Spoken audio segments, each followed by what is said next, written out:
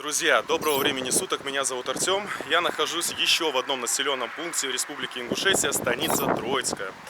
У меня есть буквально минут 20, чтобы что-то поснимать. Мой друг пошел подстригаться здесь в местную парикмахерскую.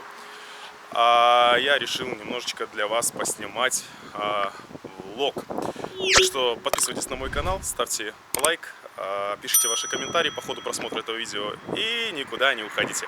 Погнали! Что в городе Карабулаке, что в станице Троицкая, проблема с чисто питьевой водой. Из-под крана здесь воду просто пить нельзя.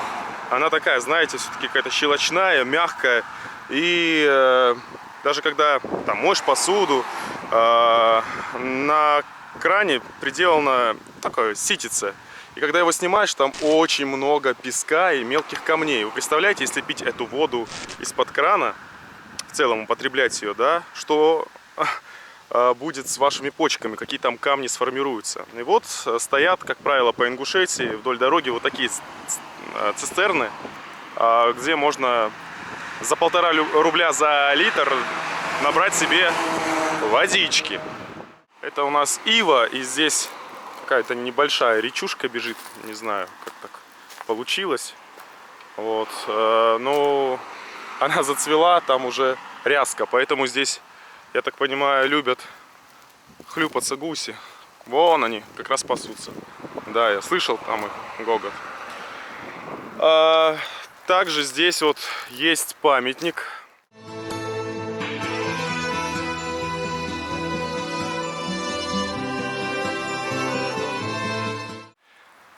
Да, памятник, который изображает 3 мужчин. И вот один из них, который справа держит флаг за власть советов. И слева мужчина горец, самый настоящий воин. И тут написано: живые вечно, в вечном долгу перед вами. Правильно, мы все помним. Это памятник, который посвящен всем героям, всем павшим в Великой Отечественной войне. Здесь вот в Ингушетии. Да, ну опять я не могу не заметить, прям вот у этого памятника много-много мусора. О, вот я же этого не делаю, я сейчас не бросаю, хотя тоже мог сделать, как большинство. Я с собой, домой увезу, негде здесь выбросить мусор. Так, в станице Троицкая нужно провести субботник и все это почистить, убрать.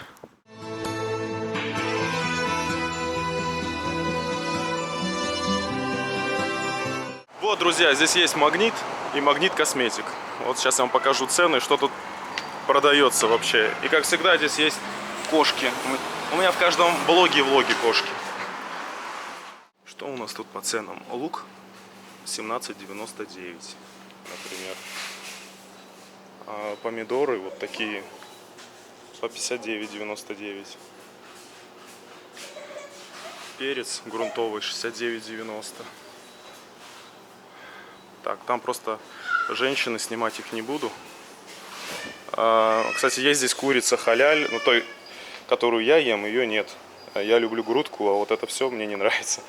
Ну, например, вот голень, да, 178,29 копеек, естественно. Вот, а это уже для русских. Тут русские проживают, очень много военных. Они покупают не халяль. Разные специи можно купить. Самое главное — это хлеб. Хлеб всему голова. Ну вот, пшеничный 23,29 стоит. Вот такая буханка. Можно чуть дешевле за 22,99. Недорого. Что касается молочки, например, здесь литр молока компании Сметанин 38 рублей 79 копеек. Творог, который я люблю, я вот этот покупаю. Кстати, 64 рубля, но он бывает по 37 по акции. Часто такое бывает. Вот. Десяток яиц я только что взял за 59 рублей. Что еще показать? Ну вот ваше любимое молоко Чебан, которое здесь постоянно я вижу. Правда, оно очень жирное. Получается 187 рублей. Написано халяль за 2 литра. Самое главное, это я не показал еще, это картофель. Здесь он стоит 19 рублей, но что-то он не очень хорошего внешнего вида.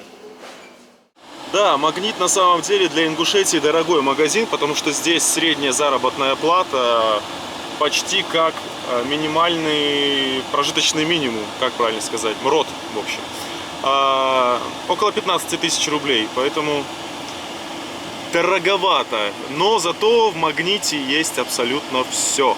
И еще я местным жителям хочу порекомендовать, вы иногда просто там вечером с работы едете, либо идете, заглядываете, там бывают акции.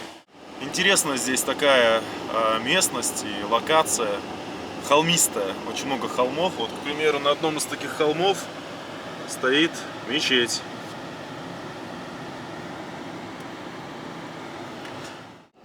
Четкая дорога, либо небольшой участок дороги, видимо, недавно отремонтировали, ровная.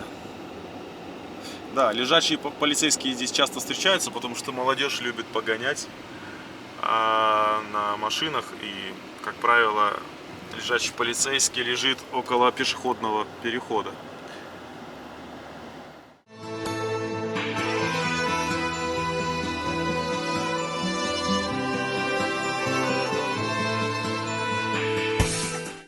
Солнце заходит за горизонт, очень красивый здесь закат, и вообще здесь очень такое место по душе.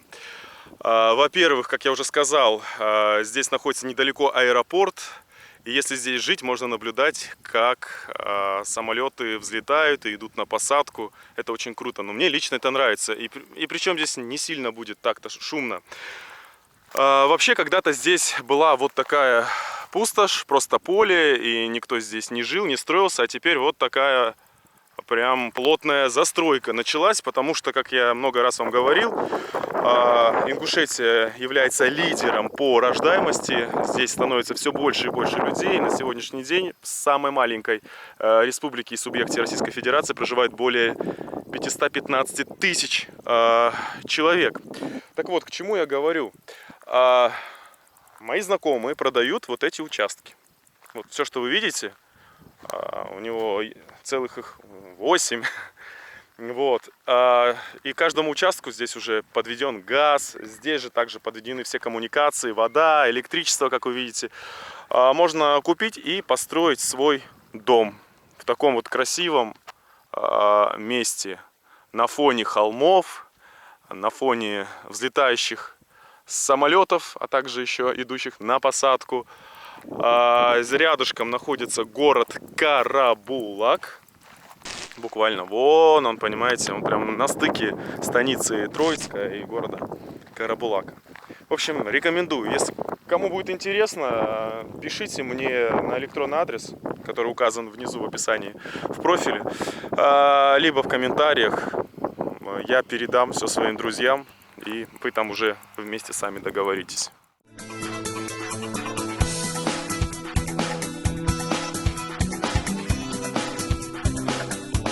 И в завершение этого влога я хотел бы ответить на комментарий, который мне здесь написали на последнем влоге. Значит, ник Осетин Иром пишет: наконец-то ты уезжаешь, а то еще немного, и я бы этого не выдержал, хватит пиарить эту Ингушетию.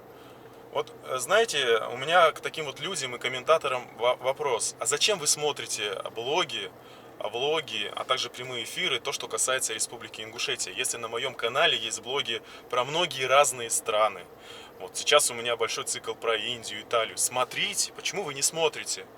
У меня есть и Беларусь, и Украина, и Краснодарский край, и Алтай, и Дагестан, и Чечня, и даже Осетия. И вы не смотрите. В чем вообще проблема? Вам интересна только Ингушетия. Но раз вам нравится смотреть про Ингушетию и обсуждать ее, то я буду все больше и больше снимать по этой теме роликов. Почему нет? Кто мне может запретить? Никто. Так что я даже не знаю, как еще отвечать всем этим товарищам. И еще один комментарий, который меня просто убил. Артем, ты как купленный человек. Надо показывать обе стороны медали. Ты несправедлив в данный момент. Это пишет Алла Касиева. или как правильно, не знаю. Ну, во-первых, если это касается темы Остино-Ингушского конфликта, то я не имею права говорить и дезинформировать свою аудиторию. Если вам интересна эта тема, то найдите документ постановление Генеральной прокуратуры Российской Федерации по вопросу Осетино-Ингушского конфликта 1992 года. Прочитайте его, и вы тогда все поймете. Всю информацию я беру оттуда, плюс от очевидцев и свидетелей тех ужасных и трагичных для ингушей событий. Не более того. Далее, я никого не оскорбляю, не унижаю. Я просто рассказываю историю по факту. За это, наверное, меня не очень любят. Сегодня вообще говорить правду опасно. Потому что иногда ее приравнивают к экстремизму. И хотят просто заткнуть тебе рот, извиняюсь за прямоту. Поэтому я считаю, что я справедлив. Но как вы считаете, пишите в комментариях здесь под моим влогом. Как говорится, каждый сходит с ума по-своему, но иногда меня удивляют комментарии такого содержания, как типа «Уезжай уже из Ингушетии, хватит здесь тебе находиться». Хочу напомнить, что Северный Кавказ, как и весь Кавказ, это часть Российской Федерации. Я могу находиться где я хочу, и сколько угодно. И снимать про что я хочу, про кого я хочу. И показывать в том же ключе. То есть кто мне может запретить? Я думаю, что никто. Да, я уезжаю, но ненадолго. Я обязательно еще вернусь и продолжу снимать подобные выпуски. Ну а если вам понравился этот влог, то поставь ему лайк, подписывайся на мой канал, рекомендуй друзьям. Если вы хотите поддержать мой канал в развитии, то все реквизиты внизу в описании под этим влогом. За любую поддержку я говорю огромное спасибо, Баркал. И дай бог всем здоровья. И с вами не прощаюсь, я говорю вам до встречи, увидимся в следующем выпуске.